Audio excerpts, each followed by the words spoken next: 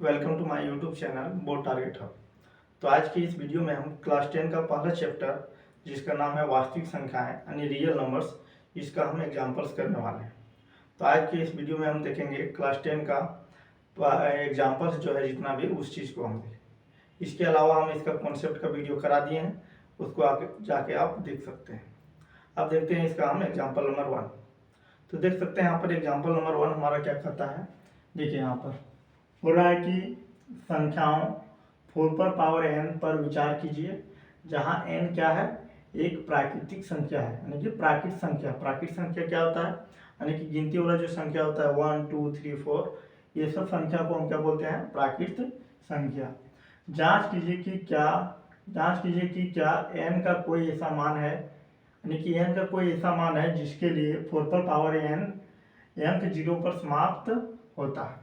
यानी कि बोल रहा है कि 4 पर पावर n यानी n जहाँ पर क्या है, हमारा नेचुरल नंबर है। नेचुरल नंबर क्या है तो क्या, यानी कि प्राकृत संख्या।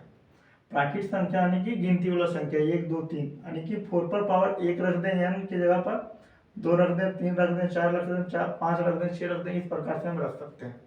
और जब इस प्रकार से हम करेंगे तो इसका जो अंक जो आएगा वह हमारा 0 पर समाप्त होगा कि नहीं होगा, इस चीज़ को हमको बताने बोल रहा है।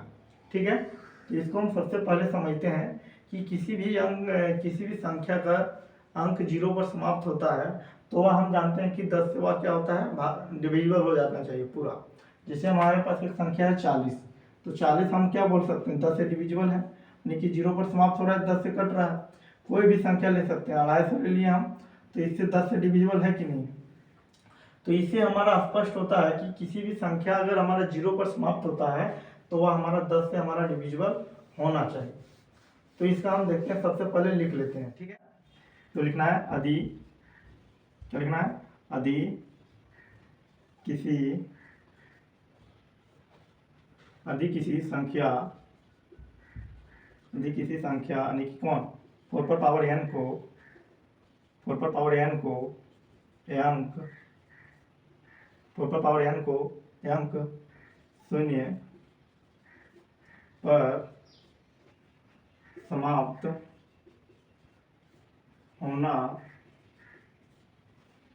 होना है तो उसे 10 से विभाज्य होना चाहिए। ठीक है, ये होगा यदि किसी संख्या 4 पर पावर n को अंक 0 पर समाप्त होना है तो उसे 10 से क्या होना चाहिए, विभाज्य होना चाहिए, यानी कि 10 से कटना चाहिए। जिसका अर्थ क्या है,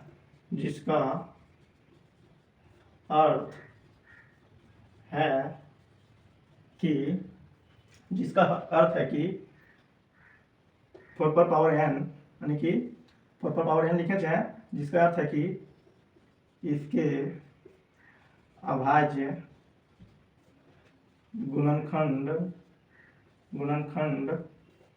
में 2 और 5 दोनों होने चाहिए,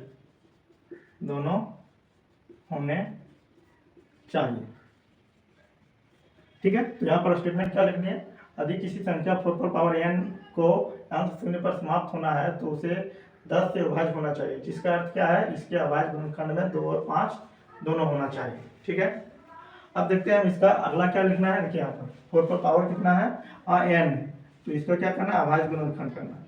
तो क्या करेंगे, 4 पर पावर n का अभाज्य गुणनखंड क्या हो जाएगा इसका, तो इसको क्या लिख सकते हैं, 2 गुने 2 पर पावर n, यानी कि 2 पर पावर 2 2n, यानी कि 2n हो जाएगा। ठीक है, तो यहाँ पर हम देख रहे हैं कि इसका अभाज्य गुणनखंड जब हम कर रहे हैं तो कितना आ रहा है, इसका 2 आ रहा है। तो इससे क्या पता चलता है, यहाँ पर क्या है, यहाँ इसके अभाज्य गुणनखंड में केवल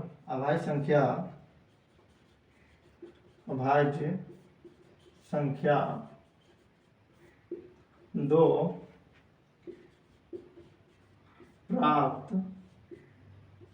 हो रहा है। तो यहाँ पर क्या हम देखें, इसके अभाज्य गुणनखंड में केवल अभाज्य संख्या 2 प्राप्त हो रहा है। इससे क्या पता चल रहा है, क्योंकि देखिए क्या लिखना है, क्योंकि क्या 4n के अभाज्य गुणनखंड में अभाज्य संख्या 5 नहीं है। इसीलिए क्या कह सकते हैं, इसीलिए 4n संख्या 0 यानी कि 0 लिख सकते हैं, 0 पर समाप्त नहीं होगी। ठीक है, तो इस प्रकार से लिख देंगे 4n के अभाज्य गुणनखंड में अभाज्य संख्या 5 नहीं है, इसीलिए 4n संख्या 0 पर समाप्त नहीं होगी। अतः क्या लिख सकते हैं,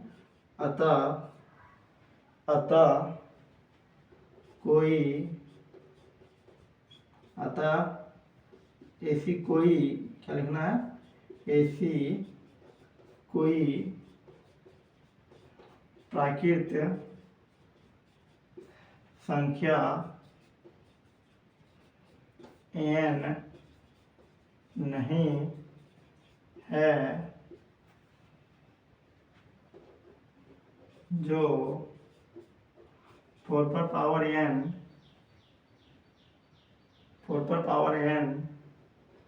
संख्या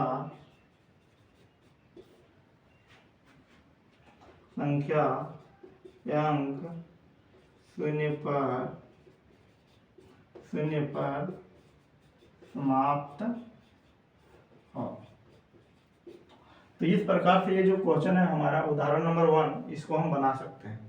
ठीक है, यानी कि क्या लिखे हम, यदि किसी संख्या 4n कोई अंक 0 पर समाप्त होना है तो उसे 10 से क्या होना चाहिए, विभाज्य होना चाहिए। क्यों होना चाहिए बता दिए, जिसका अर्थ है कि इसके अभाज्य गुणनखंड में 2 और 5 दोनों होने चाहिए।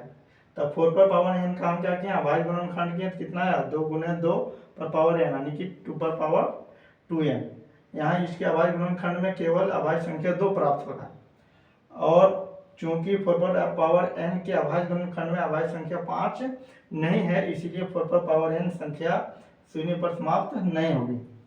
अतः ऐसी कोई प्राकृतिक संख्या n नहीं है जो 4n संख्या अंक 0 पर समाप्त हो। तो इस प्रकार से जो है हमारा उदाहरण नंबर 1 हम बना सकते हैं।